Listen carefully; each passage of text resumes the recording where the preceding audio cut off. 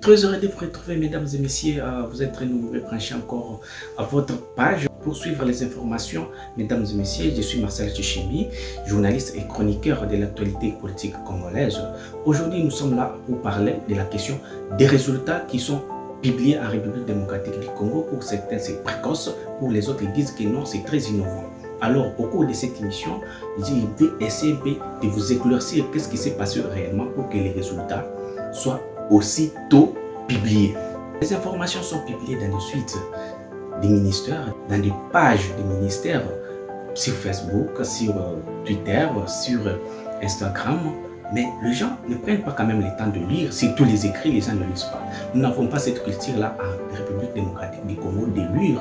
Nous avons la culture de beaucoup plus critiquer. Et cette culture-là est en train de prendre de la place dans notre société. C'est pourquoi les gens n'ont pas eu le temps de comprendre qu'est-ce qui s'est passé réellement pour que les résultats soient publiés aussi trop vite. Mais je vous signale qu'il y a quelque chose de très innovant dans le ministère de l'Éducation qui a été fait par Madame Malo Raïssa, quelque chose à féliciter. Moi, je félicite là avant que je vous explique au cours de cette émission. Restez jusqu'à la fin pour comprendre qu'est-ce qui s'est passé justement pour que les résultats soient aussi tôt publiés. Je vous laisse suivre l'IPP de Haut-Katanga 1. L'éducatif congolais passe par l'introduction des techniques de l'information et de la communication.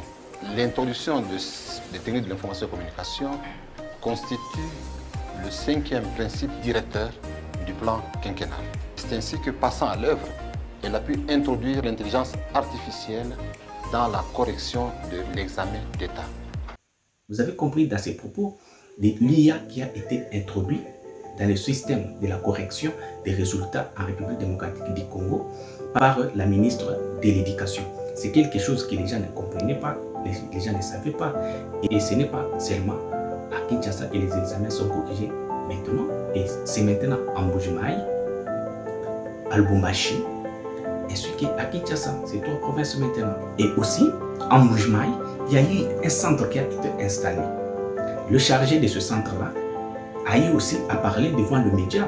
Et ce média-là a eu le temps de publier quand même cette information-là. Mais les gens n'ont pas eu le sens d'écoute pour comprendre qu'est-ce qui se passe réellement en République démocratique du Congo. Je vous propose aussi de l'écouter.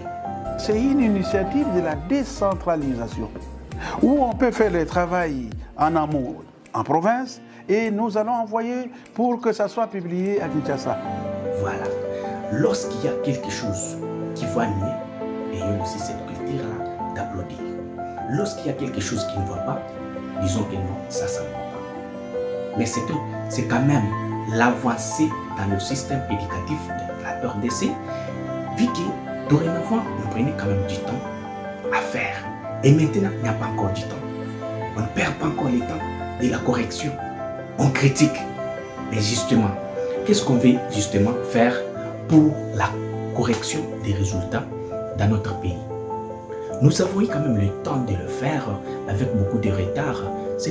Que ça ne devienne pas une culture pour nous, soit disant que non, nous sommes toujours habitués à prendre 1 mois, nous sommes toujours habitués à prendre 3 semaines. Comment est-ce que les items se sont déplacés ici par exemple de la province du Kasaï vers Kinshasa, par exemple aussi de la province de Bandundu vers Kinshasa? Non, tout ne se passe pas seulement à Kinshasa. Il y a ce qui se passe en Mbuji-Mayi, il y a ce qui se passe aussi à Haut-Katanga, à Lubumbashi. Ça, c'est ce que les gens ignoraient.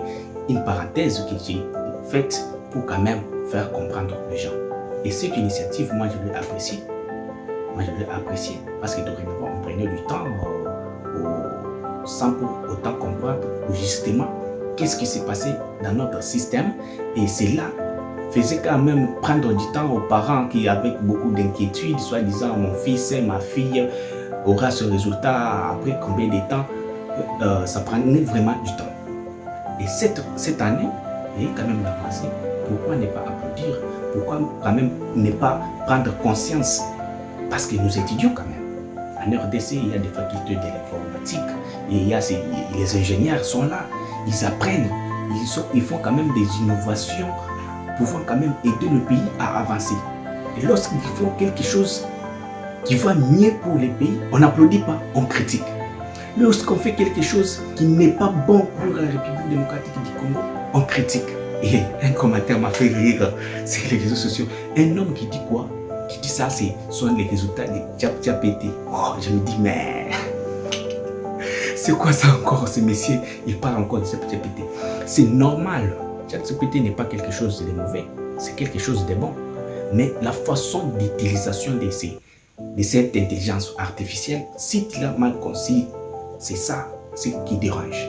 Mais si tu l'utilises très bien pour ton intérêt et tu as eu quand même le temps de lire la matière que tu as utilisée avec l'intelligence artificielle, tu as eu le temps de la lire, de la comprendre, tu vas très bien la défendre. C'est comme ça. Mais nous, au Congo, nous avons quand même cette culture-là de rétrécir les choses, soit disant non, voilà, de faire des choses comme ça peut se faire seulement en France. Qui vous a dit que c'est seulement en France que ça peut se faire? Même au Congo, ça peut se faire. Les mêmes machines qui sont utilisées en France sont au Congo. Il n'y a pas de différence. Avec cette innovation, moi je prends ça acte comme quelque chose de bon. Je félicite la ministre pour ce qu'elle a fait et c'est très bon pour moi. C'est très bon aussi pour la République, pour l'avancée de la République au niveau technologique. C'était Marcel Chichimi qui était en train de te parler, ce n'est pas quelqu'un d'autre. Je vous prie de vous abonner, poussez quand même un like pour l'avancement de votre page ainsi que de votre chaîne YouTube.